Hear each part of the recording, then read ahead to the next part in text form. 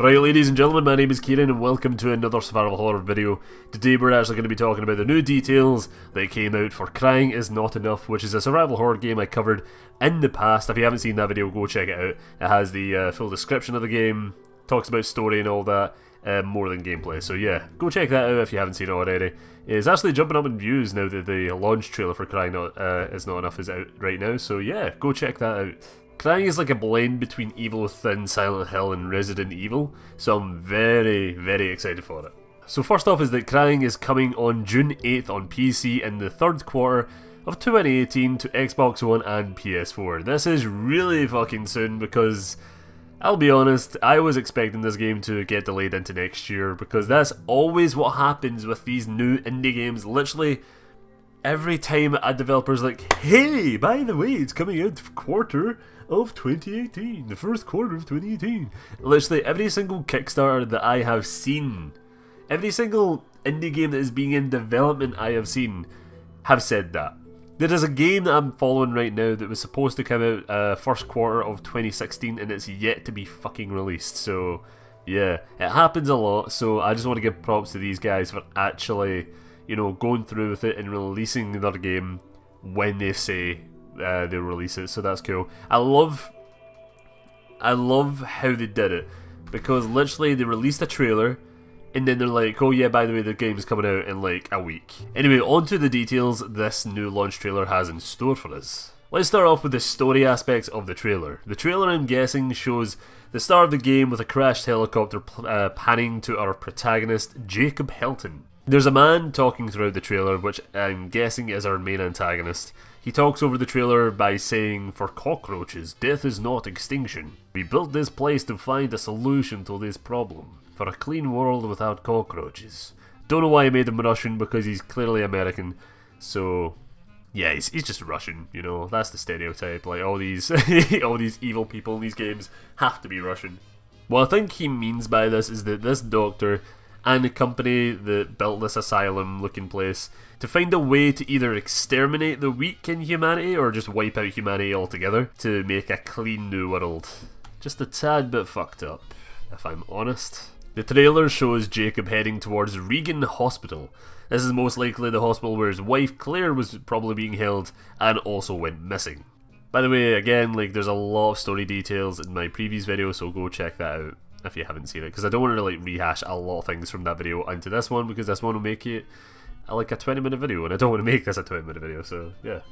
Somehow this went from the hospital to Jacob in a helicopter. Maybe it's a search helicopter looking for his wife in the woods, I don't know, but it does end up crashing. After the crash, Jacob ends up strapped down on a table in what looks like a basement of an asylum, I'm guessing. It's like an Outlast kind of vibe. Actually, do you know what it reminds me of? It reminds me of a Silent Hill Homecoming. Somehow Jacob will get out of this and end up on an escape mission through the asylum / mansion. I don't know what this location is called. Is it a hospital? Is it a asylum? Is it a mansion? I don't know, I'm just going to be calling it I just banged my arm there. I'm just going to call it an asylum. Let's move on to what we see gameplay wise in this trailer. First off, we see Jacob holding a handgun as a creepy mannequin looking lady approaches him. We do see this enemy throughout the trailer and it does look like it will be the standard enemy in this section of the game anyway. She kinda reminds me of the fucking nurses from Silent Hill 2, but a little less creepy. The gameplay seems very similar to that of Resident Evil 4 and Evil Within. Like I said prior, with the whole over the shoulder camera and just the general style of the game.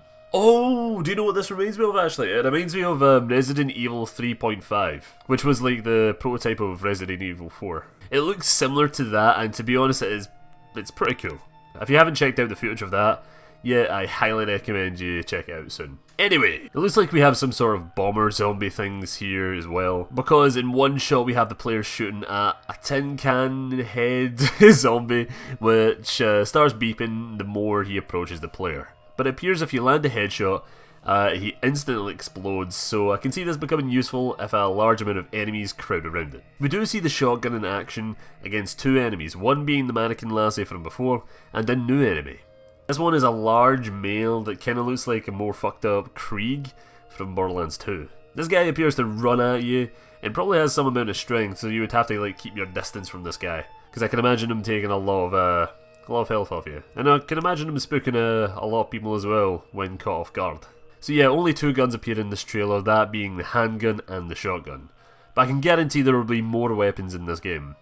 Because I can imagine it getting a little bit stale, you know, after a couple of hours of just using the exact same 2 weapons. So the final enemy we see in the trailer is this butcher looking fellow that's in amongst a bunch of hanging human corpses. This enemy looks similar to that of the main antagonist from Until Dawn, and appears to wear a human face and uses a sickle. I think this guy could be an unkillable enemy until a boss fight of some sort, so you kind of be like Jack Baker from Resident Evil 7. I'm not too sure about that one, but I can imagine it being so. One last thing I want to touch on is the locations. Most of this trailer appears to be in some sort of hospital basement, but I don't think it's Regan Hospital. This area is almost definitely the starting area after the helicopter crash, and is definitely the opening hours of the game. We can also see an overview of some sort of mansion, which gets me pretty excited because it instantly reminds me of Resident Evil 1 with the Spencer estate. There is also a graveyard which I think is the back garden of this mansion. We know that there is a puzzle here from Storyline's previous tweets on Twitter. So that is it from me, guys. I hope you all enjoyed this video. Expect more Crying Is Not Enough videos when the game comes out on June 8th